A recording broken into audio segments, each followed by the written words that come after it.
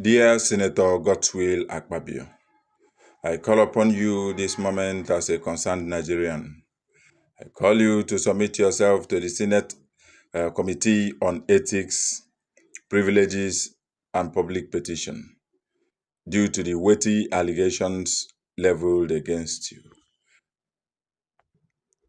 This call is in your own interest and the interest of Nigerians. The office of the number one person in the cadre of the Senate, the numero uno in the Senate cadre, cannot be subjected to Baltazar Egonga as the Senate President of the Federal Republic of Nigeria, should it be that you are guilty. So, it is in your own interest and the interest of Nigerians whom you represent. You represent a constituency in Akpabio, but at the moment, you are the image of the Nigerian Senate, the number one person in the order of the Senate of the Federal Republic of Nigeria. I am particularly concerned about the public image, sanctity, and the sanity of the apex law-making body in Nigeria, the Nigerian Senate House. We, the concerned Nigerian citizens, are particularly interested that this matter between you and Senator Natasha, that both the complainant and the accused get fair judgment. This call is for the sole purpose of follow-up, that the innocent get justice and the guilty reprimanded accordingly. This trial should be in the open air as the complainant has demanded, that the trial should be conducted, especially televised, so that Nigerians can follow up for a fair trial. I call upon you, Senator Godswill Akpabio, to make yourself available and make sure that all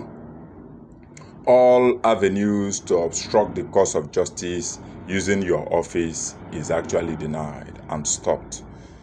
I call upon you, Senator Akpabio, to also make sure that you do not become a judge in your own case. Thereby, you need to step down as the Senate President of Nigeria and allow fair trial. Senator Bukola saraki showed a sample or example when he was a senator, when he was accused by a fellow senator. So you can follow suit. As they say, clear conscience fears no accusation. Let me use this opportunity to remind all Nigerians that he who alleges must prove. I am already disappointed that the way and manner her fellow senators have been going about this matter. They've been granting press interviews, telling Nigerians on how they are going to suspend her without fair trial, considering the fact that we do not have a lot of women in that hallowed chambers. It will make a lot of sense if the few ones we have there are not intimidated, harassed, or abused sexually.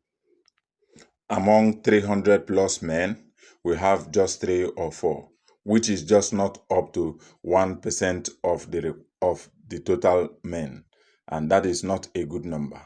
Nigerians need more women in active participation in politics, and this is not a good encouragement for the women folk. If there are matters, if they will complain, and their matters will just be swept under the carpet, and the men folk will suppress them, intimidate them, and suppress their voices. This is an opportunity for them to prove if they are truly worthy to be trusted with power or not. In this case, I am lending my voice to this matter so that it will be tried publicly.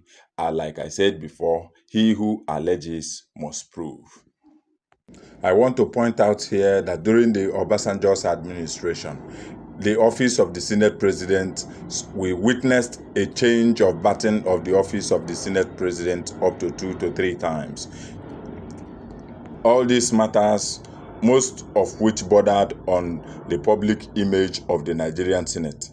And that was how it happened during Obasanjo.